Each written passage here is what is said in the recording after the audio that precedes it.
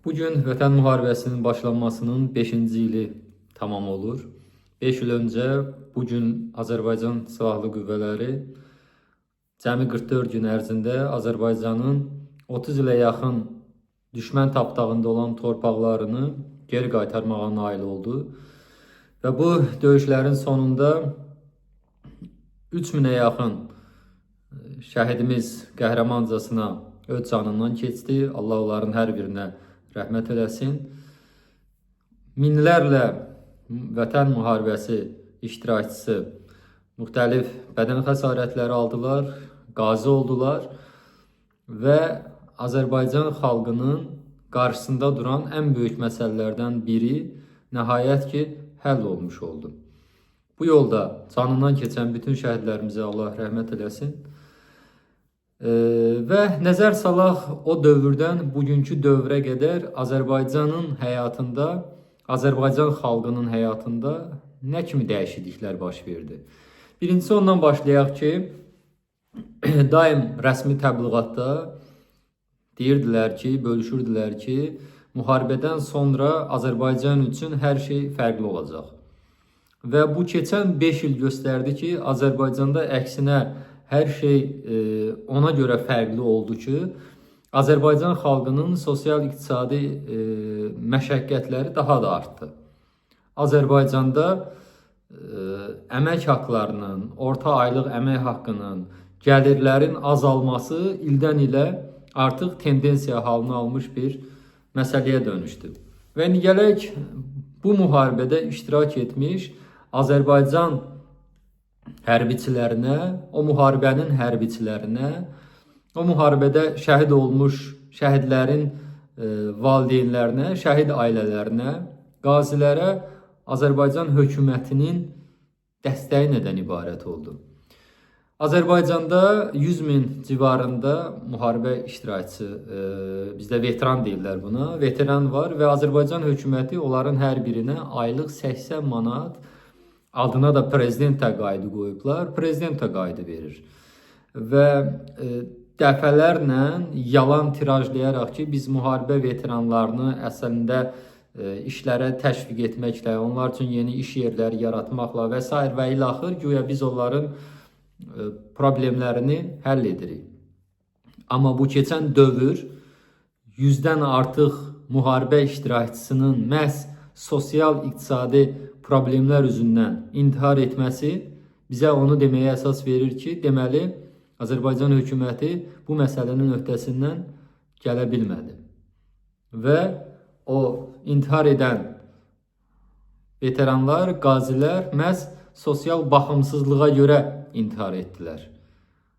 Və Azərbaycan hökumətinin bu şəxslərə verdiyi aylıq prezident təqaüdünün miqdarı nə qədərdir? 80 manat. Mən Azərbaycanda vətən müharibəsi iştirakçıları tanıyıram ki, onlar ay ərzində aldıqları o 80 manatla aylarını yola verirlər. Və Azərbaycan hökumətinin məmurları var ki, onlar vəzifədən vurulanda müəyyən olunur ki, bunların milyardlarla dolları var Azərbaycandan uğurlamış. İndi sual olunur, bu vətən, bu torpaq, onun lazım olan vaxtda keşiyində dayanmaq. Ancaq bu 80 manat verilən şəxslərinmi öhdəliyidir, vəzifəsidir? Təbii ki, onların da öhdəliyi və vəzifəsidir.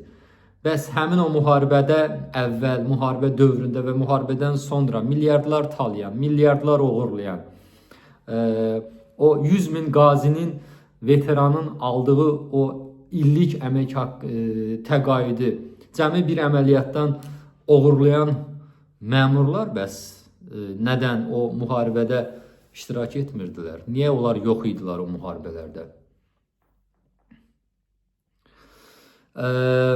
Əslində çox böyük problemlər var. Yəni bu mövzuda ümumiyyətlə çox böyük və dərin sağalmaz məsələlər var. Təbii ki, məsələlər tək maliyyə məsələləri ilə də həll olmayan məsələlər var. Son günlər biz görürük ki, Azərbaycanda ümumiyyətlə şəhid plakatlarını, şəkillərini də yolun kənarından kəsib yığışdırıb götürürlər.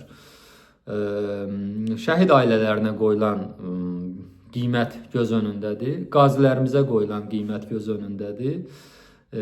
Və Azərbaycanda qazilərin, müharibə veteranlarının haqlarını müdafiə edən Qarabağ müharibəsi iştirakçısı, bir gözünü itirmiş bizim qazimiz Hacı Vəliyev artıq 4-5 aydan çoxdur ki, şərlənərək həbsə məruz qalıbdır və biz bildiyimiz qədərilə ona 26 iyunda Silahlı Qüvvələr Günü, Azərbaycanda Silahlı Qüvvələr Günü o adama həbsxanada işgəncə verilibdir.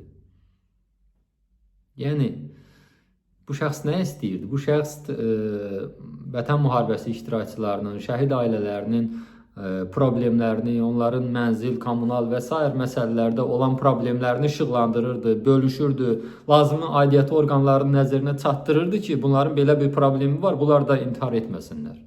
Və həmin şəxsi həbs elədilər.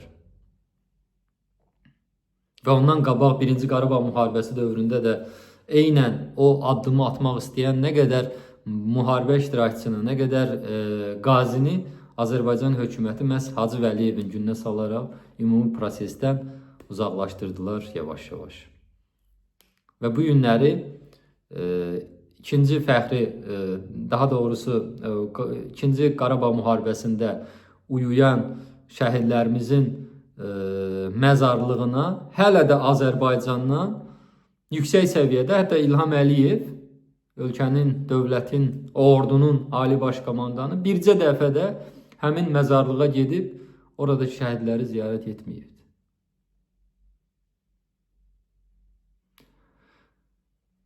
Yəni bilirsiniz, ümumiyyətlə bu məsələlər, müharibədən sonraki məsələlər və bu kontekstdə baş verənlər Azərbaycan xalqı üçün böyük bir səlnamədir, böyük bir örkdür, böyük bir nümunədir ki, bundan artığını hesab edirəm ki, nə deməyə, nə danışmağa ehtiyac var. Tək bir kəlmə yetər ki, dəfələrlə də təkrar olunub bu ki, müharibədən sonra hər şey yaxşı olacaq Azərbaycan xalqının taleyində.